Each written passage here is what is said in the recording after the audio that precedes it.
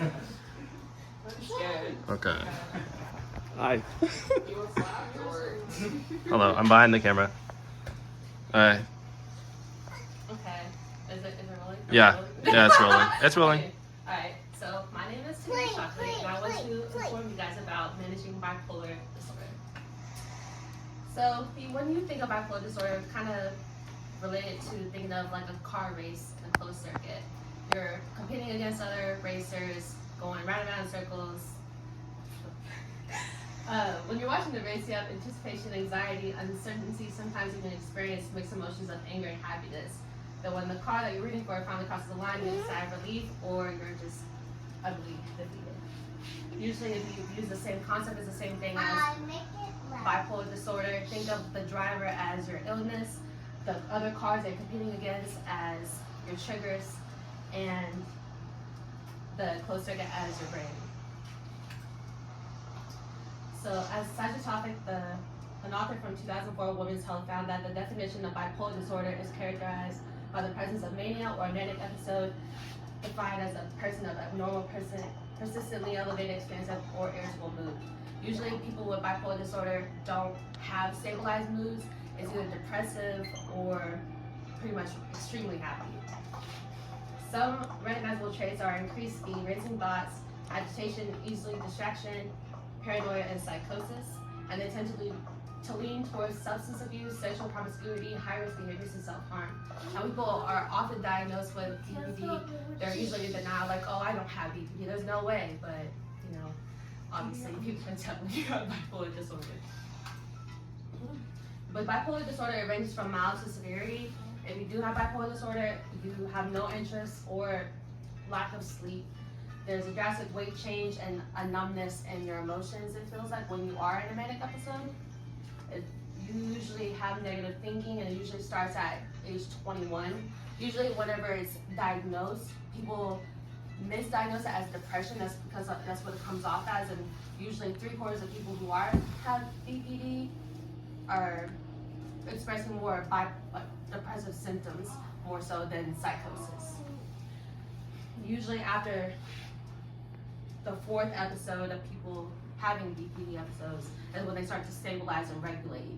But the first 4 are usually the hardest because, you know, it's something new. According to the article of 2004, Women's Health, study topic stated that approximately 5 to 15% of individuals with bipolar disorder experience 4 or more episodes within a 12-month period, which is honestly a lot. It's kind of less for people that actually have them regularly, like at least once a week, but usually they last from at least 2 weeks to a couple years. So it just really depends on like who's getting triggered and what they went through. Usually women have rapid recycle type episodes where they're back to back to back, and those can get really mentally exhausting. So that's why women tend to sleep more when they are depressed, because of the back to back episodes. The first stages of BPD usually turn out to be emotional liability, anxiousness, separation anxiety. Then they increase to depression, impulsivity, risk-taking, and the severity is psychosis, which is where people just start stabbing and doing this. Some symptoms of mania would be speech disruptions and changes in thought patterns. People with bipolar disorder that are unmedicated have a hard time keeping a conversation. Usually they'll start talking about cats, and then all of a sudden something reminds them of a dog, and they're like, oh, dog, and then that reminds them of a cat, and it just goes back and forth. And usually they lose train of thought to where it's just blank in their mind. So it's like really, really hard for people to have conversation. There are sudden changes in energy and activity with people with BPD. So I could be sitting here one day, just, you know, I'm depressed, I don't want to do anything. Next minute, something triggers me. Now I'm like, you know, happy, I want to do this, that, and that. And then you can get really impulsive to where you don't really think about what you're doing. Like, I could like have $1,000 in my bank account and then go to Mexico just because I want to in that moment. Then whenever I come out of that manic episode, it's like an instant regret because you're not thinking when you're in it. Some people develop psychosis, where they kind of like hear certain voices, and that's when they start getting a little crazy in the mind, kind of like people that are schizophrenic in a way, but they kind of take traits from that, but without the schizophrenia part. Okay, so people with BPD have a chemical imbalance in their brain. So when they switch, like for me, I have bipolar disorder. So when I switch into my manic episode, it's like it starts from the top and it goes all the way down. It's like a trickle, like a slow trickle, and it feels like kind of like electricity. So when I feel like I have like a decrease in some chemicals that are like dopamine and serotonin, I feel it and it's like I go blank and I switch like that and I can't come out of it. So some of those would be dopamine and norepinephrine. It's serotonin. Dopamine is like alertness and impulsivity. Serotonin is like satisfaction. It's kind of like, you know, sexual promiscuity. Some people seek that out because with sex, it gives you all that good feelings. So, and then norepinephrine is concentration. So it's really hard to stay concentrated because again, impulsivity, judgment, thinking, all that goes into one. So it's really hard for someone to really stay in contact with her. In the article from Women's Health, Sotovic discusses that people tend to have BPD due to possible biological origins of bipolar disorder, involve dysregulation and dysfunction of neurotransmitter systems, including the serotonin, noradrenergic, dopamine, cholinergic, GABA, and glutamine systems. When these are not processed successfully, when people feel like they have a decrease but they don't, they tend to look for a substitute like drugs, sex, alcohol, just to kind of like, you know, substitute it for the moment until they can come out of it. So in the brain, there's like 4 different types that, you know, you can have with mood. There's the ADHD, PTSD, bipolar, and depression. It just basically shows a normal brain and then after. So in the bottom left corner, it just shows a normal brain and then you can't really see it. But whenever someone's in a manic episode, everything just kind of turns red. It gets really, really bad. So there's the hypothalamus, the hippocampus, amygdala, and the limbic cortex. Hypothalamus is the emotional trigger response. The hippocampus is memory response, which is what triggers to say like you had a trauma when you was 8. Something can like a smell or a touch can trigger that, and then that's when you start going to a manic episode, and you don't understand why in the moment that's not what you're thinking because your mind is doing this. You can't figure it out. And then that amygdala triggers that emotional response, which is where there's no regulation, like you're just happy, and all of a sudden you're just mad at everything. And then there's a limbic cortex, which is in the mood and judgment, but it's all in the middle, lower, like anterior part of your brain, which is where the pineal gland is. So BPD has a very large effect on relationships with people, the marriage and jobs and children. So people with BPD have a higher marriage or divorce rate than people without BPD because it's really hard to maintain that set relationship because you're always wanting to snap on people. Like you could just pick up a drink right then and there. Now I'm mad. That's how manic depression works. There's also higher suicide rates with people with BPD. Depression like lasts for a very, very long time. It's very hard to pull yourself out of it. So when you're thinking with BPD, it's like, I don't belong here, there's nothing for me, you just want to like basically kill yourself because you feel like you're tired. And it doesn't matter what you do to try to pull yourself out of it. It's just, you just feel mentally exhausted and you can't pull yourself out. So that's why people tend to kill themselves while in a depressive episode than without being in one. So Liu did a report for the temporal bisection task, which is where they did like a test on people with MDD mood disorders and BPD mood disorders, 2 different types.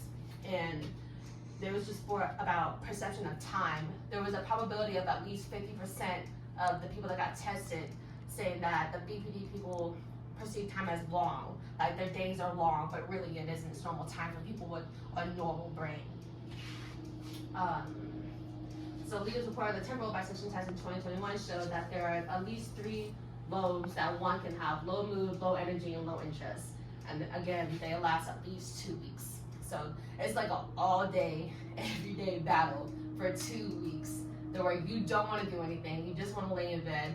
Thought process is not even there. You don't even want to have a conversation. You're just laying there like a potato, just not wanting to deal with life.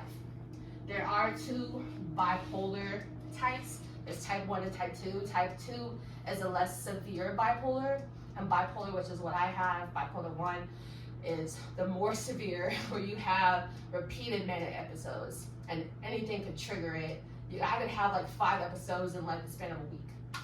And it's like, it can get very, very tiring having to flip between happy and sad, normal. Like, can't do it. People will have no sense of time perception. I'm gonna stress again, have no sense of time perception, because of the fact that I could be at work for 6 hours, but in my mind, like, it's 12 hours. So, and then I'm like, I just wanna go home, lay down, it's the first thought. Don't wanna do anything else. There is no motivation, like, at all. Again, in one of Leo's reports, the higher the temporal sensitivity, the lower sensitivity of time. So people with BPD are more in control of their mood. I mean, not really in control, but more have a sense of connection with their moods than normal people do. So when we have that more of a sense of connection, we lose that sense of time in a way. So it's like a give or take in a way. So how to manage people with BPD is there's psychotherapy, there's anti-anxiety, antidepressant, antipsychotic. It just really depends on what you're diagnosed with.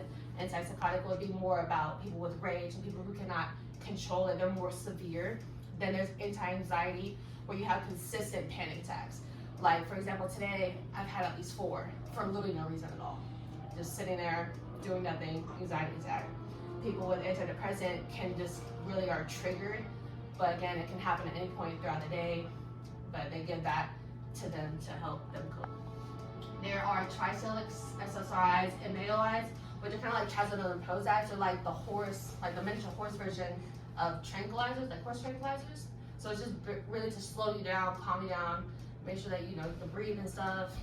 It's really just to slow you down. What I take on occasion is lamotrigine, which is a 3-in-1. So it's kind of like an antipsychotic, antidepressant, anti-anxiety. So when I do take them, when I'm responsible, it really calms me down and gives me a second to actually think about my thoughts. Like sometimes when I don't take them, my thoughts don't connect. So I'm like, it's like those balls that hit side to side. That's what my brain does all day, every day. So when I do take them, it's like one another coping mechanism that you can do is mental health therapy, which is therapists talking it out with people about what's going on and why it triggered you. Even if you don't know the reason why it triggered you, helps a lot just to vent those feelings. Like people with BPD need that crush per se of a person because it provides a stability and makes them feel centered. And without someone to talk to and like vent to, people kind of like go crazy in their mind, and that's when it feeds back into the negative thinking of like, oh, I'm alone, etc., etc., and then the latter, suicide. And non-invasive would be relaxation exercises, which is really about breathing exercises, kind of slows you down, calms the anxiety. Minimizing outside influences, like to say, for example, I have a manic episode right now, I'm freaking out every day. My friends over here like, okay, we gotta calm her down. They're gonna put me in a room by myself, no lights, no music, no nothing. Rain sounds help a lot when in a manic episode, so that would be a good example to get someone out of it. But you, again, it doesn't take you completely out of it. It just more so stops your anxiety. It's just really the main purpose of the goal was to stop that to where you could actually regulate your thinking. Sleep and redirection, to get someone, to really calm someone down is really hard. It takes a very long time for someone to calm down, but once we are put to sleep and we wake up, it's like that never happened. A lot of times we have no recollection of what we say or do. A lot of times people with BPD do black out and they just say things. So whenever you come across someone with BPD, don't take things to heart because it's not them. Again, it's like a ball and chain, like you're just hitting back and forth. They're just words. It doesn't mean really anything. So in conclusion, BPD can drastically affect one's mental health and ways of thinking and processing. We don't think and process the same things as normal people do. So it just takes us a second, but when we get there, it's like we're normal in a way. And there always is gonna be denial when you're diagnosed, every time.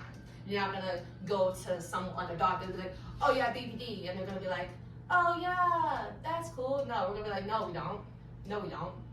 There's no way. That can't be us. It's embarrassing because in society, people with BPD is just like, oh, you're bipolar, you're crazy. No, usually it's environmental factors or biological, but then again, environment does play a heavy part in people with BPD. process and chemical effects, again, with the brainwash per se, you know, it's a big part of it. And there will always be highs and lows. There will never be any stabilization. Medication can help to an extent, but again, with medication, you can only take so much. It's only a coping mechanism to help you learn how to cope. It's not an answer. So it's a lifelong battle every day. It's exhausting, but a lot of people who are strong enough or willing to put forth the work can really overcome their disease. Yeah.